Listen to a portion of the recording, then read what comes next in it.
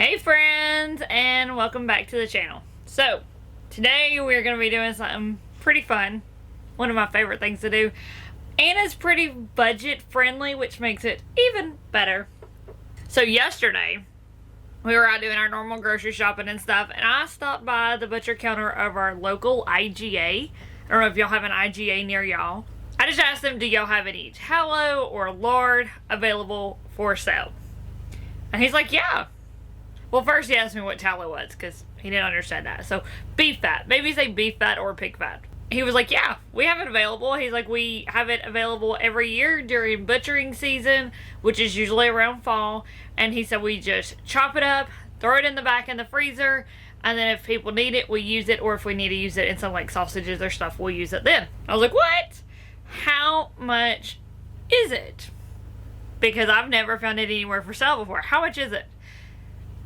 Y'all, 50 cents a pound for tallow.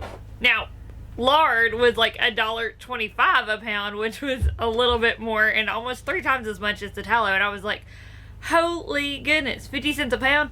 I said, give me 10 pounds. And he started to walk out, and I was like, no, wait. Give me 20 pounds.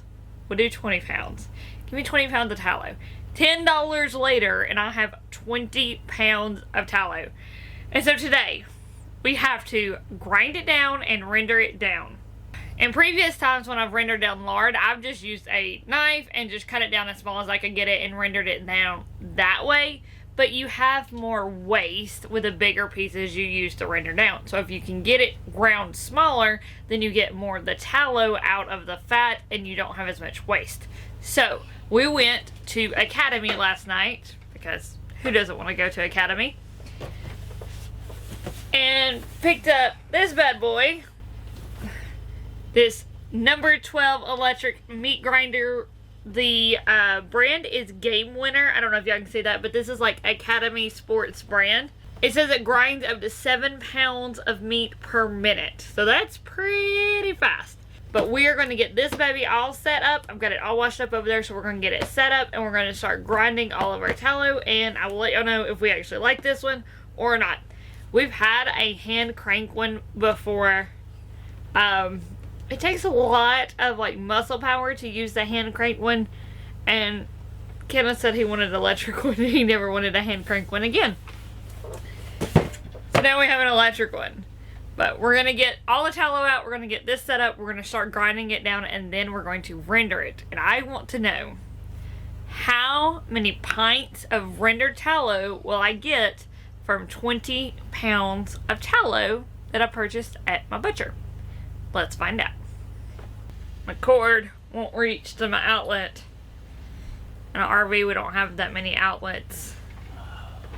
I have one nearby, but this won't reach it. I may have to move the table or something. Kenneth's going to try to find me a drop cord. Okay, so it comes with this thing to push the stuff down in it. Push the stuff in it? Yep, to push the stuff in it. All of it? Hold on. Please don't touch. Mama just washed all this. I don't want dirty hands on it. I washed my hands. You washed your hands? They're all clean. Are you sure about that? Yeah. I have no idea how this goes together. Do you know where it goes? Yeah, right in there. Oh, it goes right in there? It goes Hold on. there. It goes in the... Okay, we're going to have to wait on Daddy because Mama don't know. The catch. And be in that. Mama. I don't know how to take it all. You don't know how to take it all? Which one do you want? The big one? Alright, yeah, the big one's fine.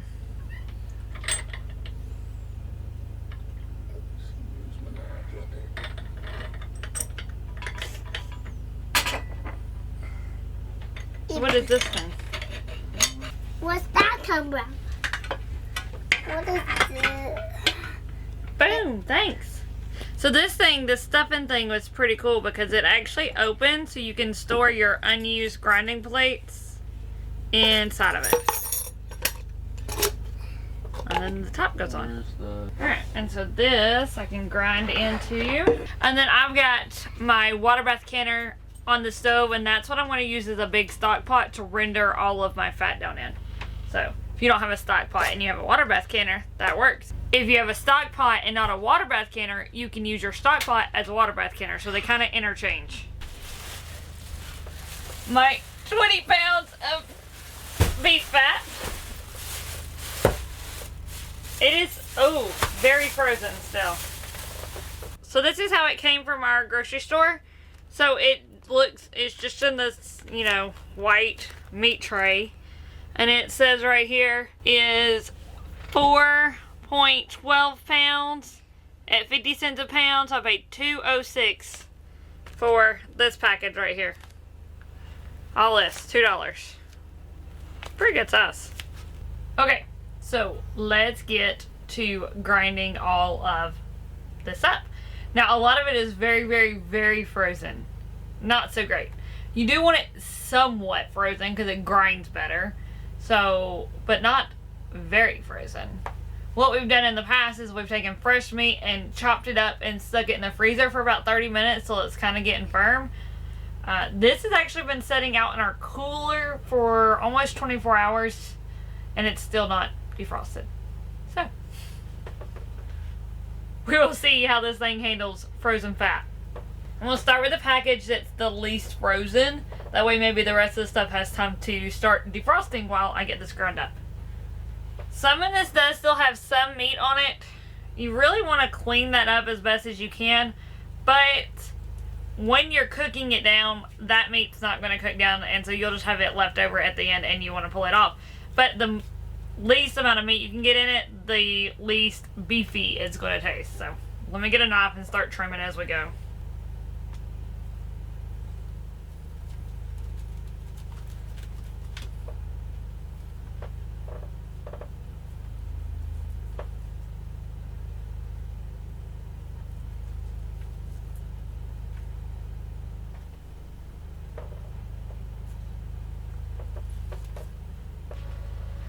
Alright, so I've got one package almost all the way cut up and de-meated. There's one section on the bottom of this package that is frozen rock solid, so it's going to have to wait just a bit. Let's get started grinding. Grind. Stuff, grind.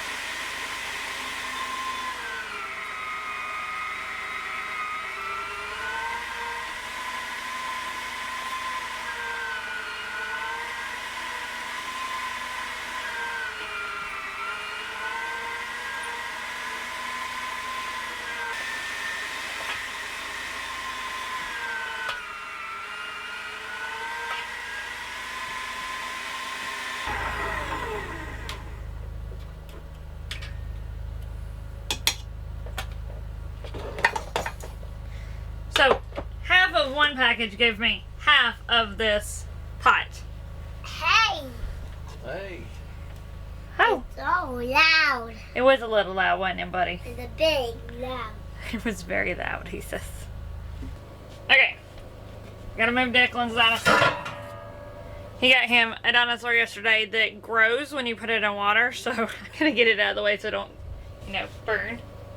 So when I render fat, the first thing I do is put just a little bit of water in the bottom.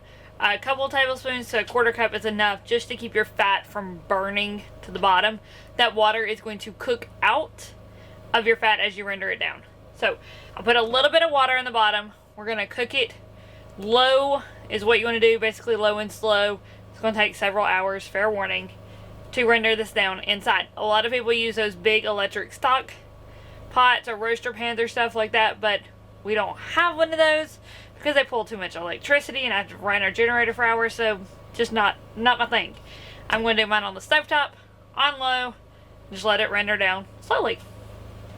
So as you can see, I just put a little bit of water in the bottom. This is about a 1/4 cup in my mason jar and the stock pot. Yes, we're on low. We're just gonna dump. So next we're just gonna keep grinding, dump it in the pot as we go, and just let it cook down on low. You don't necessarily want to put a lid on this because you want all the liquid to cook out of it. So no lid, just low and slow.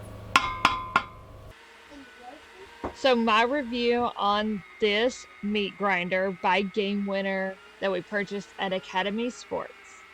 I actually enjoyed the grinder. It was fairly easy to set up. I love that all of the pieces can store into the stuffer like it's an actual container. That way I don't have to worry about anything getting lost. When I'm done, everything gets washed, it gets dried, and it gets stored, and it's contained. The one thing I did not like about this grinder that I absolutely would change is this metal meat tray on top does not lock into place. It just kind of sits on there. So as you push meat down into it, as you use it and stuff, it wiggles, it wobbles. I've had it fall off a few times throughout this process. It was just not sturdy, and it made me feel unsafe. Now, I know my hands are pretty far away from the spinning blades, but still, I don't want them any closer than they have to be. And with this tray being wobbly and stuff, I just was not a fan. If it had a way to lock it into place, I would give this a 5-star rating. But since it doesn't, I'll probably lean more towards a 3 stars just because of the safety factor. It's not my favorite. However, the meat grinder itself handled this fat beautifully, whether it was frozen or thawed. It didn't matter. It just ground it up, and that's what you asked for in a meat grinder. So it did its job. I just was not a fan of the safety features. And in the time it took me to grind that package, you can see how much this has already started to cook down.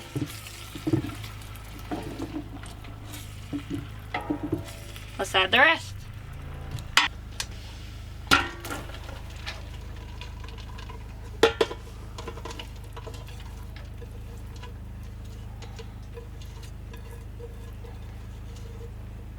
Alright, so that's where we're at now. Let's keep grinding.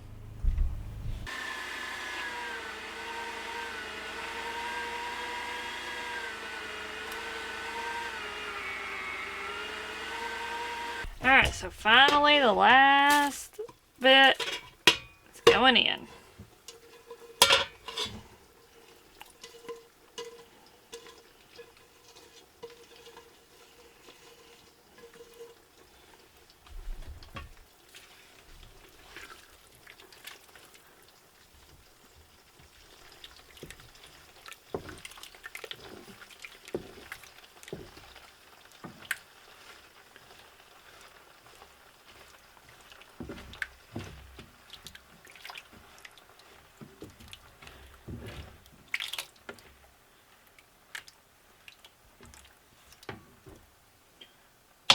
So now all we do is continue to cook this on low until it's all cooked down and we're not seeing any more fat come off of it.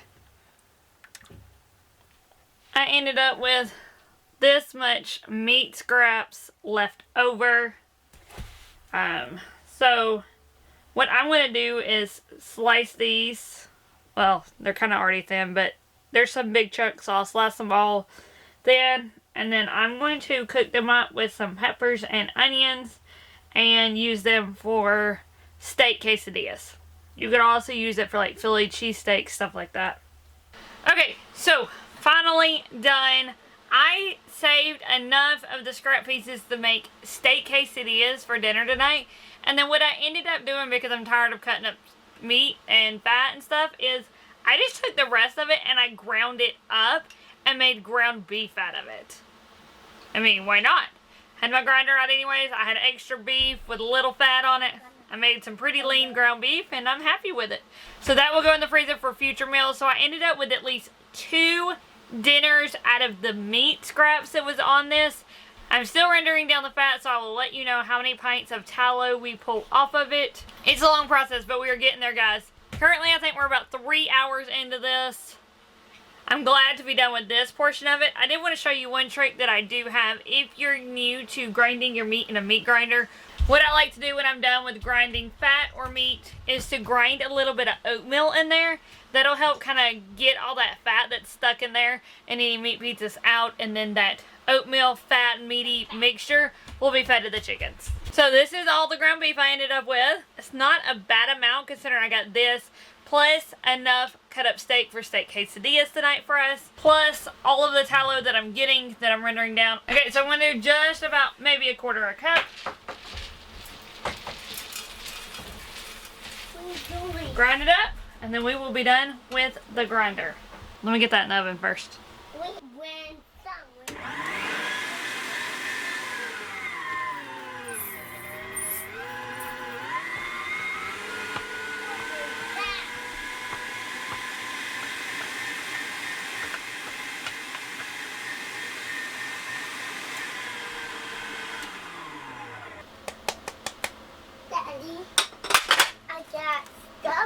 And so all of this oatmeal and stuff will go to the chickens. Alright, so, we got quite a bit. This is a gallon size bag, by the way. We got quite a bit of ground beef in here. It's about 2 pounds. So I rendered my fat down for about 4 hours. I just got tired of rendering after that. It probably could have went longer and I would have gotten more fat out of it, but I was very happy with the amount that I had received already, and it looked good. So next step in the process is just to ladle it through a strainer into clean mason jars. I chose pint size, but you could do whatever size works for you. And I use this metal strainer for basically everything. So I've got my canning funnel on the bottom to help cut down on the amount of mess, and then the strainer on top of that, and I'm ladling it just into these clean jars. The hot liquid from this fat, as it cools, will actually cause your canning lids to seal down onto the jars. I think this way of canning is called open kettling. This is the only thing that I open kettle because fats are shelf stable already. Well, for up to a certain time period. We always try to use this within a year of it being rendered, and I've never had an issue with any of my fats. When you get to the meaty bits that are at the bottom of your rendered fat, just allow those to sit in your strainer and drain out naturally. Don't try to force it to strain through by like pressing on it, because you'll end up with bits of those meats and stuff that are settling out into the bottom of your fats. If you have that happen, it's okay. Just make sure to use those jars up first because they will go rancid quicker. Doing projects like this is a great way to use up those canning lids that are no longer safe for like pressure canning, because you can reuse them in this. Just take some alcohol to the top to clean off your permanent markers, and then write on there what it is and the date that you did it. Now, I was super excited when I finished all of my jars to find out that I received 8 pints of tallow from this project. That is awesome. It is a beautiful clear tallow, and as it cools it will turn solid and become more white, and I just think it looks beautiful in these jars. I'm excited to have this fat shelf stable for us. I ended up with the 8 pints. The steak slices I cut off, we ended up making fajitas instead of quesadillas, and we had 2 meals out of those. And then the ground beef I am turning into burgers, and we will get 2 meals out of those. So 4 meals of beef and 8 pints of tallow, all for $10. That's all I have for you today, friends. So until next time, bye. I will see you later.